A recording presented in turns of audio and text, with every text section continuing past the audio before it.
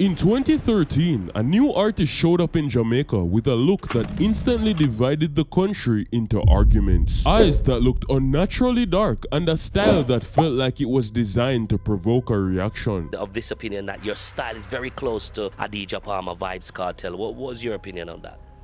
And this artist had gotten unnaturally lucky because the biggest name in all of dancehall had just been arrested and sentenced to prison, potentially forever, leaving the game ripe for the taking. Of course, this man's name was Alkaline, and while his rise was something nobody could have predicted, it was even more shocking when from behind bars the world boss himself, Vybz Kartel, would come out not to praise the new artist but for unknown reasons to disrespect him and begin a clash that would become one of the most legendary beefs in all of dancehall history. But the question most of us don't know is why. What happened behind the scenes to make Vybz Kartel, the biggest artist, out of nowhere choose to target basically this child way smaller than him, and to make matters worse, go on to lie about it 10 years later? Did you ever pre-man a level to go to war with him? No, cause a kid. Kill him with the little blind boy.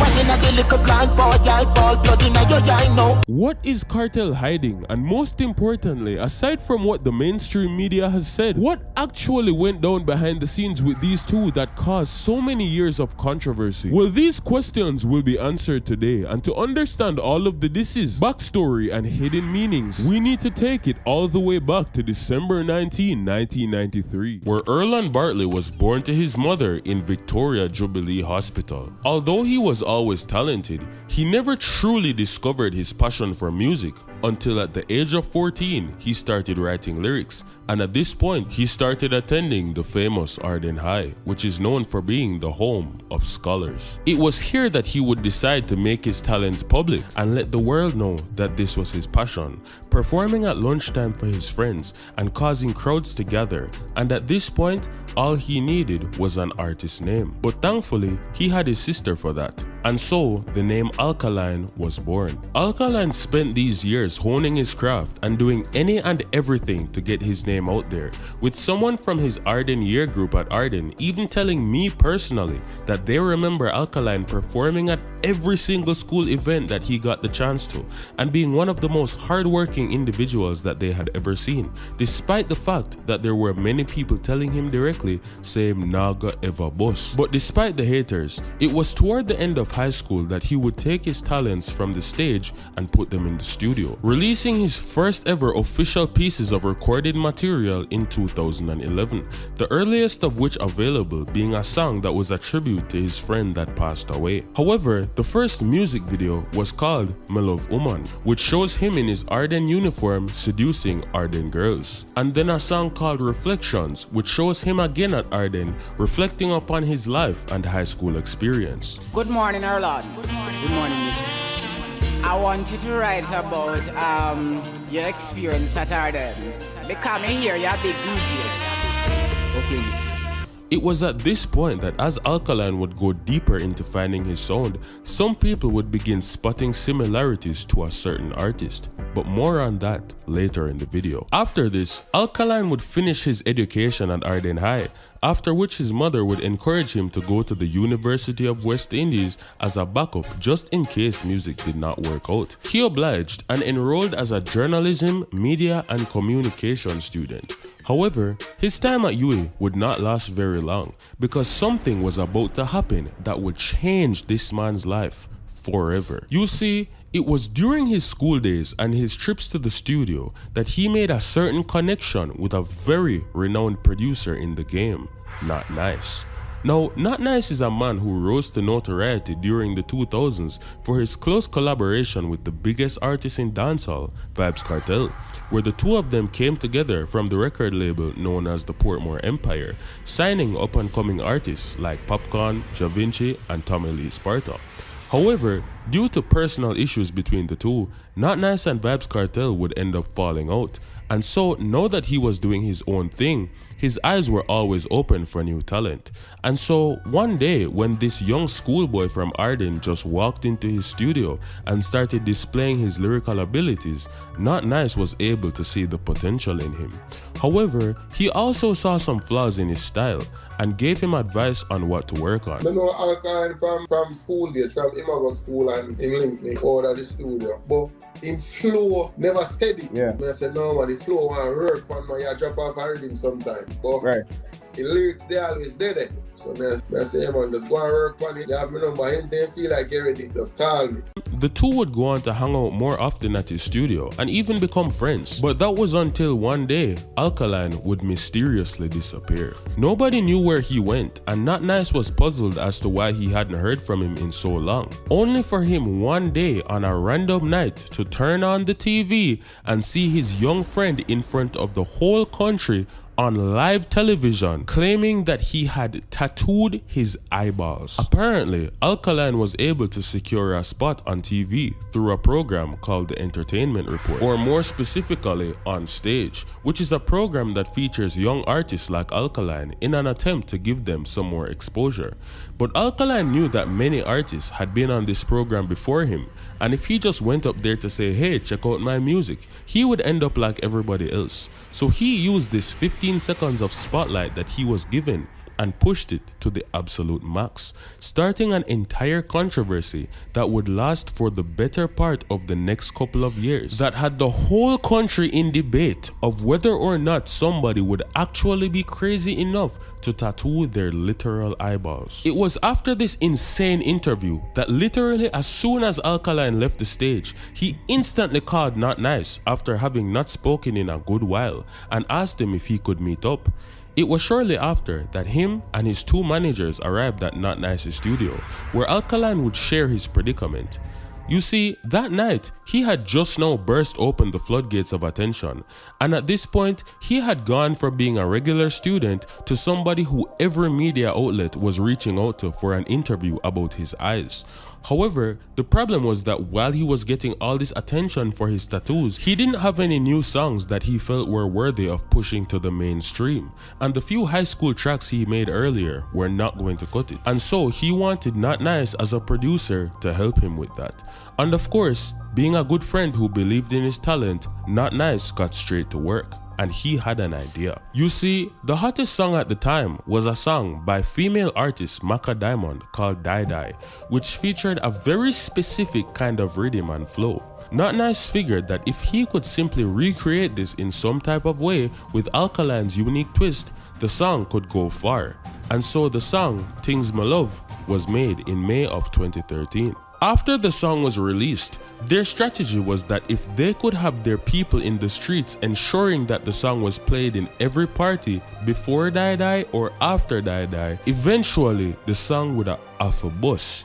Unfortunately though, this plan ended up going absolutely sideways. The reason why is because despite being paid, the selectors in the parties were not showing the song the love that it needed. It would get played occasionally, but not in the way that it was intended, and it was clear that they did not believe in the song. However, Not Nice did, and so he decided that it was time for him to make a step in the road himself. After ensuring that the song was played by any means necessary, the people started to gravitate toward the song, but they also started to associate Alkaline as Not Nice's personal artist. It was through the usage of his name as a producer that he was able to get the majority of selectors to play Alkaline's music, despite him being a relatively small artist. And shortly after, Alkaline would release the official music video for the song. He would also go on to drop other songs like 123 and More Than a Friend, and after getting his music played on a regular basis, he started getting booked for stage shows, where Not Nice would accompany him to ensure that everything went smoothly. It was also around this time that Alkaline and his management would end up falling out,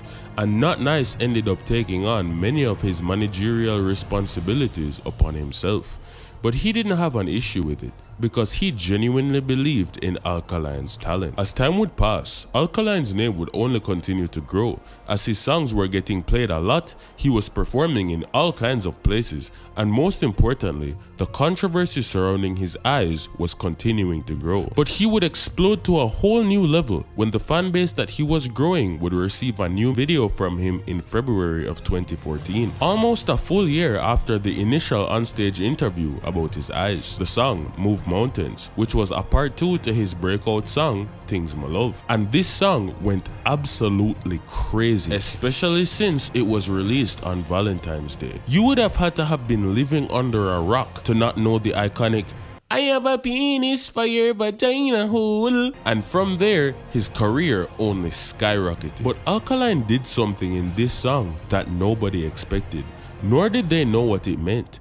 Even though it had just turned 2014, he randomly, for whatever reason, decided to say at the start of the song, 2016. This was a trend that he would continue in the next song he would release, which would coincidentally happen to be one of his most controversial records of all time.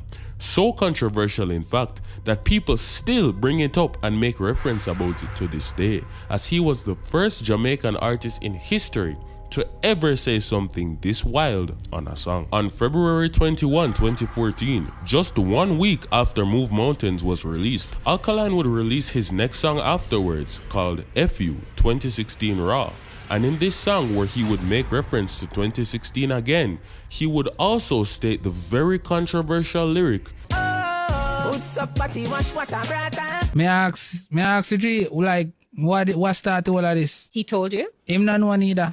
A lot of people were both very offended and very confused by this lyric, with one half of the crowd accusing Alkaline of being a fish, and the other half either saying that there must be some confusion with the lyric, or just flat out saying that regardless, what he wants to do in the bedroom with his woman is his business. Regardless though, the controversy only served to make him even bigger, and that poured even more fuel onto the song that was released prior, causing Move Mountains to only become that much more popular. And to make matters worse, instead of bending and folding to the public opinion, Alkaline would actually add even more fuel to the fire by releasing another song just 3 weeks later called Too Real, where he would directly address the situation about the body wash and tell everybody hating on him for the lyric, for go suck out their mother, brawl him. Now, whether or not this was a marketing strategy or Alkaline was just genuinely sharing his bedroom interest, we will probably never know. However, in the midst of all of this controversy, there was another controversy brewing at the exact same time, far more controversial than the body wash lyric. So controversial, in fact, that it is still the main controversy that people are still talking about and obsessed with to this very day. Remember how I said that the Brata song was released exactly 1 week after Move Mountains? Well, the very next day after he released that song, Alkaline went back on stage for another interview. And in this interview, Alkaline would be asked a question that would change the trajectory of his career and life forever. His opinion on the legendary artist Vybz Kartel. Again, I must ask you in the first interview whether if you're inspired by the world boss Kartel. I'm inspired? Yes. I'm inspired by You say people. he wasn't special to you. I'm inspired by that's people. That's what you said there. Yeah, that's what I said. Do you want to take that back? No, I'm going to take back nothing. Have you revised that? No. You don't? No, he's a good artist. What do you want me to say? That you're borrowing a few things from it. When me borrow? Such as your... Me know my own clothes, me know everything. Your... What do you mean? Okay. What you talk, man? All right, sir. No borrow nothing. I'll give you that one. What do you talk, man? He's courageous in terms of his bleaching and accepting that he bleaches. You've done your eyeball and you accept and willingly say you did, and you did it. I'm just asking a question, if you're inspired at all by the great Vybz Kartel. And you're saying no, not at all. He's just like a normal, everyday artist. No, man, he's a great artist, man. Don't get me wrong, man. Yeah. I respect him just like I respect every other artist in dancehall. Because I don't want people to feel like, say, oh, that you tolerate nobody. No, man, I respect everybody in the dancehall space, you know, but people just want me to, I don't know. This question was asked because, like I mentioned earlier in the video, from the very start, people were pointing out that Alkaline had many similarities to Vybz Kartel in the way that he moved, dressed, spoke, and even in some of the songs that he would make. I'm in love with the female persuasion. African, Chinese, and Caucasian.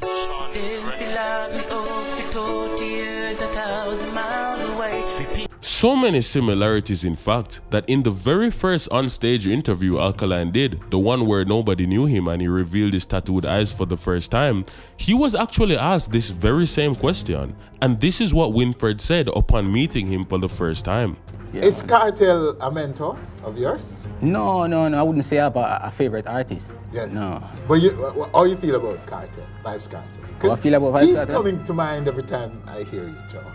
I don't really feel anything about any men, because that's kind of sound emotional. But I respect Vibes Kartel as an entertainer, just like I respect every other entertainer in the business. Yeah. No special respect for Kartel? Not necessarily. I respect everybody, man. But nobody knew who he was back then, so his answer didn't start any controversy or really matter at all.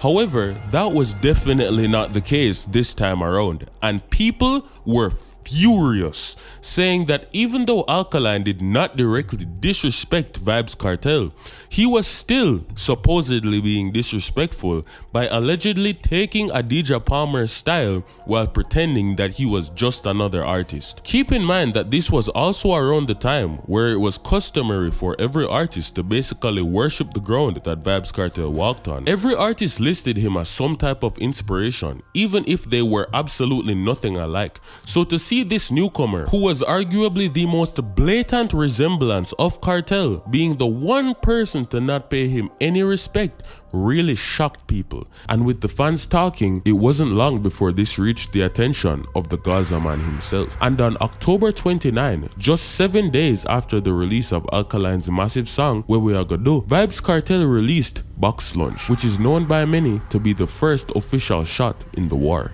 Box your down quicker than a box lunch and punch up your face quicker than a fruit punch. Although he did not directly call Alkaline by name, with so many references to school in the lyrics and many other things that would mostly apply to Erland Bartley, it was quite clear that that's who he was talking about. And Alkaline did not take this challenge lightly, because on the very same day, he responded with a song of his own on the same rhythm called One in a Dem Ed, where many say the young artist held his own in his newfound battle.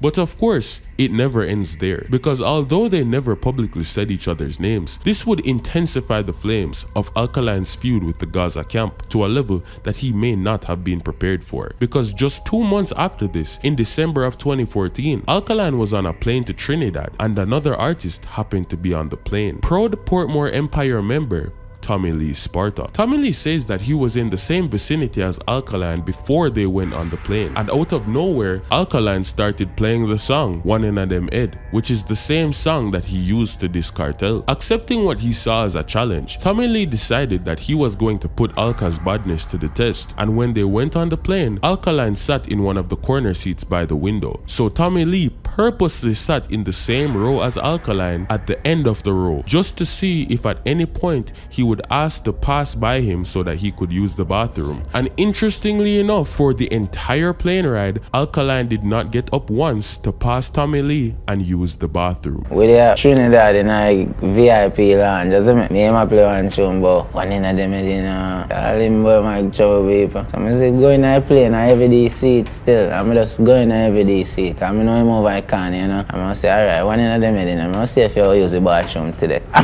So you guys didn't exchange words? No, sir, I'm exchange words, man. I want a lady come to take a picture with me, say, when I come off my plane, man, you know, and tell me for excuse. But I make him take a picture still, but otherwise, yeah, nah, bandage, you have to just build and wait. So you, are you saying that if he got up wanting to go to the restroom, you would have blocked him? No, I wouldn't block him, but you can't just pass me, son. You have to wait till the plane land, you have to wait till I move. So Alkaline, on the other hand, says that he was merely focusing on the many other things he was doing and didn't even give a second thought to the fact that Tommy Lee was at the end of the row. Alright, talk about an in-flight incident with Tommy Lee. What incident? An incident where you were sitting in the same row in an airplane on a flight recently. Yeah. And he was sitting at the aisle seat and you were sitting at the window. Yeah. And you wouldn't ask him to excuse you to take a pic with a fan or to even use the restroom because you were afraid that he wouldn't allow you. Watch a stinger forward up. Eh? Stinger forward up, much I be like a hype film thing. That's what I say, but watch ya. It didn't happen? Me might then not play and stay. So John, BBC I link me for your feature. Yes. Me have like 15 rhythm in my email for done by Thursday. That's what I say, I'm supposed to go Fort Lauderdale Friday. And all of them things, I need to shoot a video next week. That's what I say. So them things are on my brain. I don't say all if they write it. So. Yes. That's what I say. In your brain now, You go like I say, Jano, you see them beside the Alkaline in real life. Yo, every day, hold my phone. Take a picture, Instagram, turn up. You see what I say? Somebody just show you say some man just pray like some little kids. You see what I say? Them brain in a matches box. Me nah meds your brethren. You see me? Because if you really check the statistics of the ratio, them are rugrat to win in every category. But regardless, this only made Alkaline even bigger, as everybody was dying to see war against him, with the fans wanting artists like Massacre, Tommy Lee and Gage to step up to the task of getting Alkaline's head. But regardless, he still continued to cruise off the success of his previous songs, flying to other countries and doing shows and working on other music behind the scenes. But that was until Alkaline would stumble upon a song so big that this would cause a generational impact, a song that is still played to this very day. You see, in March of 2015, Vybz Kartel released one of his most iconic hits, a song called Money Me A Look. And although this song was widely received across the board, Alkaline thought he could do better. And so 2 months later, on May 27, 2015, with a full 7 months after his last music video, Alkaline made a return to the dancehall scene and released the official music video for the song Fleek, on the same rhythm as the Kartel song. And this song absolutely exploded to astronomical levels, becoming one of the most viewed, streamed, and played dancehall songs in all of history. But unlike the previous few months, instead of cruising off the success of this massive hit, Alkaline dropped another song just 2 days later called Things Take Time, which also went on to do incomprehensible numbers. Alkaline was already cementing himself as the biggest newcomer artist of them all, and just when people wondered if he would slow down, he dropped another one of the most iconic dancehall songs to this day, ATM, which still plays almost everywhere in Jamaica regardless of the occasion. And just 5 days later, he dropped another one of the most iconic songs that many people grew up knowing the lyrics for, Ride On Me, featuring American rapper Sean Kingston. Ending off 2015, Alkaline had just had arguably the best year of his life, and certainly the best year of his career. He had started the year as the crazy kid who was willing to tattoo his eyeballs, risking blindness for clout, and ended it as the frontrunner of the new generation. But even after all this success, he still had absolutely no idea the insane chain of events that were about to come his direction. Or maybe he did know, because after all, he had been predicting it from the beginning. After the release of his hit songs ending off the year, Alkaline was relatively quiet in the music scene. With 2016 approaching and Alkaline laying back in the shadows, many fans were on the edge of their seats wondering exactly what he was going to do. And that's when one day, out of absolutely nowhere, after having said nothing for an extended period of time, he broke his silence with arguably one of the biggest plot twists this country has ever seen. On Sunday, December 20, 2015, fans logged on to Instagram to see a brand new picture from Alkaline with no text, no caption, and no context of him just standing up and lighting a spliff. Except in this picture, something was different. He had eyeballs that were perfectly normal. It was revealed that after this entire time, for the past 2 whole years that they had known Alkaline, his eye tattoos were fake. And the internet imploded on itself as everybody realized they had been deceived. And just to elaborate exactly how shocking this was, keep in mind that this man did not just start his career normally and then tattoo his eyeballs in the middle of his career. No, he literally got his very first exposure to the public on stage because of his eyeballs, which means that since the very first day they had ever seen him in their lives, nobody in the entire dancehall fandom had ever seen Alkaline before his eyeball tattoos. Their only image of him from the start was with black eyes, and so seeing him for the first time with normal colored eyeballs looking into the camera felt like your mind was being warped. It's like finding out after all this time that The Rock actually looks like this, and since you were a kid, he was just wearing a bodysuit or something. But between all the backlash, many people simply applauded him for his intelligence in using this plan to garner him attention, and they were right to do so, because trust and believe, this was just the start of the master plan. Just 2 months into 2016, Alkaline released his first music video of the year, Champion Boy, which was the lead single for his up-and-coming album, New Level Unlocked. And it was with the release of this album that Alkaline would set the standard that he was going to be dominating the rest of the year. Once the album dropped, his fans finally understood why he had been focusing so much on 2016, because the songs that were on it were so objectively great that almost every single song on the album went on to become a hit in some kind of way. His fans flocked to the album so much that it literally broke records, became the first album of any dancehall artist to receive a #1 on the Billboard reggae charts, and stood on the charts for all of 18 weeks straight, which still to this day is an achievement that has not been topped. Hence why New Level Unlocked is considered by many dancehall fans to be one of the greatest dancehall albums of all time. With all eyes on him, no pun intended, due to the success of his new album, the hit songs he had from 2015 like Fleek and ATM proceeded to grow even bigger alongside the new songs.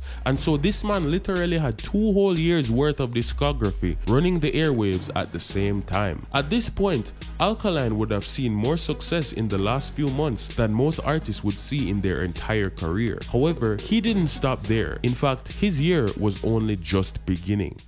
Just a few months after the release of this record-breaking album, Alkaline was already ready to get back on the scene with new music. But these weren't just any regular old songs he was about to drop. He had no idea that he was about to literally change the culture. And in June of 2016, not only did he release the music video for Company, but just 2 weeks later, he also dropped the song, Formula. I just released a new song like probably a week now called Formula, you know. Exactly, mashing up the airwaves. That's gonna be wavy for the summer, you know. Definitely gonna be wavy. What is the formula? I can't tell you. Seriously, is it like a secret formula? I can't tell you. You just can't say what the formula is? You have to just listen to the song Formula. Okay. And then you work out your own formula. Okay. But I give you a hint, from your work you have the formula. And as we know, this song is one of the biggest things Jamaica has ever seen. In all honesty, I still hear this song play at almost every occasion I attend, almost an entire decade later. And just when people thought he had finally reached the peak of his career, he dropped another generational song after all. A song which at this point, I'm sure every Jamaican has probably heard at some point or another in their lives. Alkaline's name had seen nothing but growth, success, and record-breaking numbers, and there was absolutely no sign of it slowing. However, as everybody knows, things can never stay too calm forever. As we discussed before, Alkaline was always an artist fueled by controversy, namely his beefs with other artists. And although he was never really the type to respond too directly or go into any formal clashes, it looked like now that he was at the top of his career, he decided it was finally time to step out onto the battlefield, no matter how many people were on the opposing team. It all started on July 23 when Alkaline dropped the song Block and Delete. It wasn't a diss song, but for whatever reason, Vybz Kartel thought that he would make a response to it on the same rhythm with the song titled Couldn't. In Couldn't, Kartel said the very specific words, "Him a ill treat you, every minute him beat you, on top of that him is a freak wa eat you, and when him done, him want delete," which is clearly making reference to Alkaline's song. On top of this, he also said in the song, "I if a bag of virgins, from him was a virgin, I go class," which is most likely referencing the fact that Alkaline is associated with being a school student. And if that wasn't crazy enough, he also said, "You're not wrong when you tell him, don't F your bottom. Say, hey boy, bring that to your mom," calling Alkaline a lover of the butt activities, most likely referencing his earlier controversy. Block and Delete and Couldn't were released months apart, but Alkaline was not one to stay quiet in a situation like this, and just a few weeks later clapped back with the song Extra Lesson, a song that many people didn't even know was a diss, but if you pay close attention to the lyrics, it is clearly a response to Couldn't. On the very first lyrics in Extra Lesson, he says, "Dog, you breed the first girl where you ever get. What you talk about?" Making reference to the fact that Kartel was implying on Couldn't that he gets more girls than Alkaline, but in reality, he impregnated his baby mother, Shorty, at a very early point in the relationship. And Alkaline is basically saying that Kartel is so not used to getting vagina that as soon as he finally got the chance, he had to put a baby in there. On top of this, he also said, "Them man and a girl is for real. Let me tell you something, if you never know, idiot boy, are you make she know me? Carry news to girl and a bad man style or no? Mama la she." Basically making reference to the fact that in Couldn't, Kartel was playing the role of the guy in the girl's ears saying, "Oh no, Alkaline's not treating you well. He's cussing you out and doing bad things to you. That's so terrible, but I can treat you better." He manipulated you again? What a manipulative, conniving dictator! What the f is wrong with him? Did you give in? No! Which Alkaline is responding to an extra lesson saying that that is a complete and total waste man style and you should never try to obtain your way into the draws by carrying bad news to the woman about the guy. He also followed up by saying one of the most disrespectful lines in the entire song, which is, "Girl where you can only imagine for f Monday I bang it for real." Basically saying that since Kartel at the time was in prison, Alkaline is saying that while Kartel can only use his imagination and back his fist, he on the other hand was drowning in pum pum. He also goes on to say, "Can't even rule him baby mother, I would a bumbleclot you said to me," making allusion to Vybz Kartel and Shorty's relationship issues that ultimately led them to splitting. And finally saying in the song, "I'ma play this for my fans, play this for the sons, play this for the old boy them who feel like say them young," which again could only be referring to one person. This had the fans going crazy, and the fact that neither Kartel nor Alkaline were ever calling each other's names just made the mystery grow even larger, having everybody dissecting every lyric of every song that they dropped just to see if that song would be included as part of the war. However, around the time of Extra Lesson, Kartel was actually caught up in another war at the time, sending shots at his decade-long rival, Mavado. But since Mavado and Alkaline were actually friends and collaborators, Kartel figured that he would just respond to both of them at the same time. And so, on the song Round Corner, after spending the entire song dissing Mavado by name, saying that he made the quote-unquote gully boy run left cassava piece and that quote-unquote stray dogs will eat his brain for breakfast, he then proceeded to expand his fire to the other artist by saying, "Them shot ya go round corner, run up inna your head, turn your head in a disaster, you dead inna the yard back, fat shot burn him up like semi left fi sell it on the charger, kill him with the liquor blind boy, one inna the liquor blind boy, yai ball, blood inna your eye now." And of course, since Najee Boy wasn't around back then, the only blind boy in dancehall was Alkaline. This was probably the most direct the disses had ever been, and with things escalating at a rapid rate, Alkaline wasted no time clapping back with a response of his own. In response to Round Corner, Alkaline replied with the very famous lyrics, "Boy step out in the war and flap himself, try shoot round corner and end up shot himself," on the very popular song Ricochet. And again, the fans went absolutely insane. With both of the songs running up insane numbers, this was unlike anything they had ever seen before, as this was the first young person they had ever seen who was brave enough to challenge Kartel in such a brazen manner and live to tell a tale about it. Extra Lesson continued to rise in popularity, eventually becoming one of the biggest songs in all of Jamaica to this day, and with the war bringing even more attention to his previously released album and hit songs, Alkaline's 2016 run was literally at its peak, even though the year was almost about to end. But again, it still didn't stop there, because on December 11, the last month of the year, Alkaline released another song called Badness It Name, which on the surface does not appear to take any shots at any specific person, however served as a reminder to the Gaza camp that he is really that guy and you don't want to mess with him. Saying lyrics like, "So the father, so the son did the same, cry for no want but a badness it name," asserting his dominance and saying that he is really at the top of the game, even without calling anyone's name in particular. However, Gaza Camp member Tommy Lee Sparta did not take lightly to this, and just 24 hours later responded with a highly targeted diss track toward Alkaline called Darkness Rise, where he said, and I quote, "You still not call my name, I won't make you afraid of me so.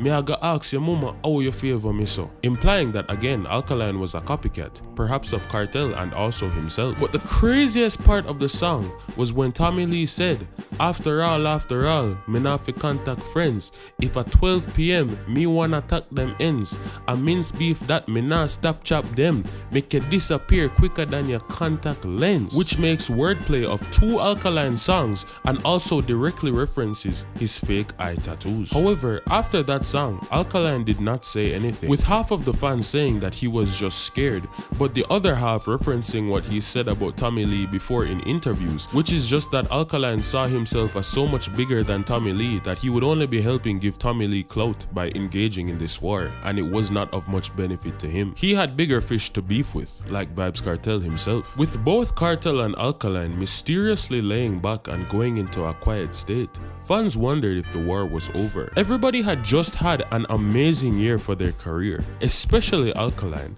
and perhaps the beef was just another short-term part of the seasonal flow of dancehall. Perhaps it wasn't going to go on for any longer than the few tracks we got. However, they seem to have been forgetting that Kartel and Tommy Lee were not the only members of the Gaza camp, and they had absolutely no idea the absolute storm that was coming next. As 2016 wrapped up and came to a close, Alkaline had just put the best year of his entire career behind him. He had broken more records than he thought possible, flown to many foreign countries, had a best-selling album, and probably more hit songs than he could count on his hands from the best year of his life. However, as soon as the year ended, he didn't even get one single day to celebrate that.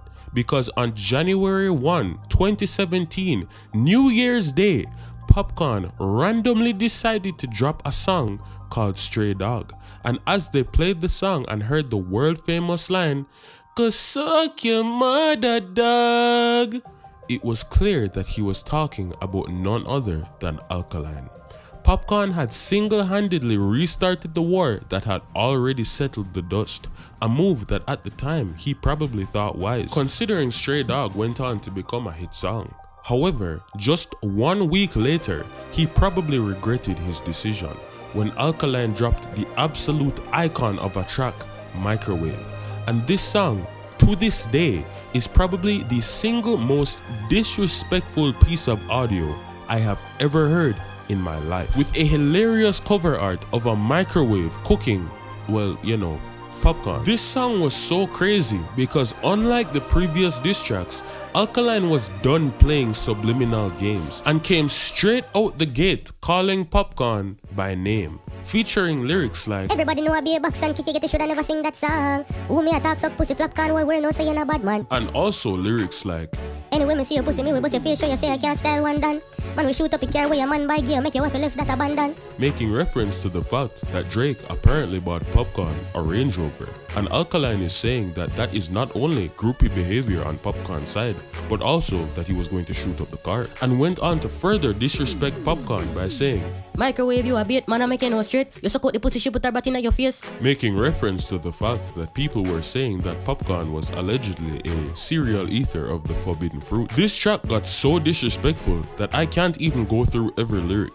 And not only did it become a massive hit song despite being an overt diss track, but also is regarded by many of the fans as the best dancehall diss track of all time. And despite the insane reaction, he still did not stop there, with just another week later continuing his onslaught on Popcorn with another song called Death to Microwave, where he went as far as to disrespectfully use a voice note from Popcorn's mother as the intro of the song. Imagine you and a man in a war and him go take your mother and put as the intro for your diss song, bro. Yo, that's crazy. So crazy in fact that it appears that Alkaline may have pushed things a bit too far, and he would possibly come to regret it later. Because even though Popcorn did not seem like he was capable of defending himself after such a brutal onslaught, let's not forget that he had someone on his side who was.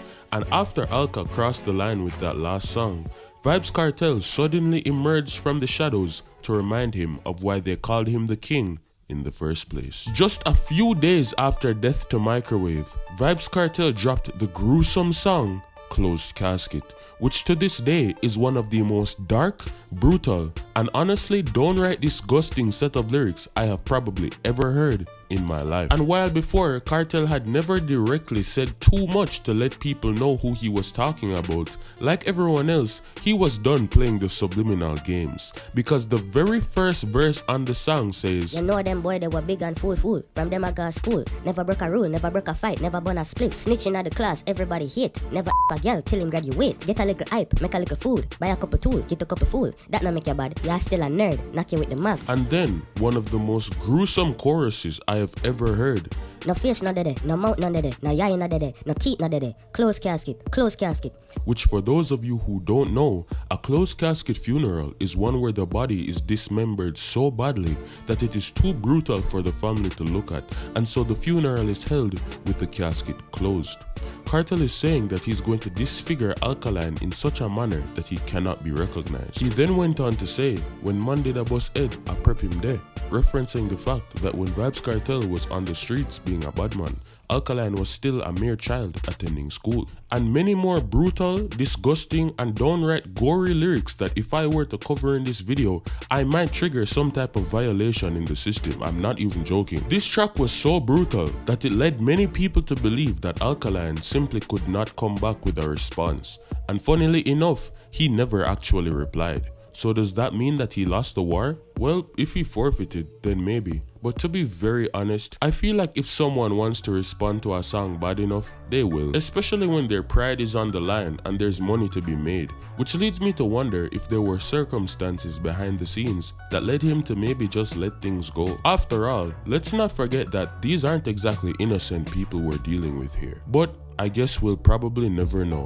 But either way, this beef still went down as a core moment in dancehall's culture, and Alkaline's 2016 run continued into his success for 2017, with songs like Fast, Pretty Girl Team, and Impact topping the charts and again still being played to this day. And also his massively successful party called New Rules. Alkaline did something with his career that those who doubted him in the early stages never would have thought even remotely possible. However, controversy never quite left his brand, and he still continued to get into beef so intense that they would always stamp their names into the fabric of dancehall's history. And the main one that comes to mind after this is his beef with massive artist Squash and the entire camp of 6 that possess not only real-life implications but also some of the most disrespectful lyrics I have ever heard in my entire life. And if you want to see the full breakdown of that clash, click the video on your screen right now. And as always, the dancehall has been decoded.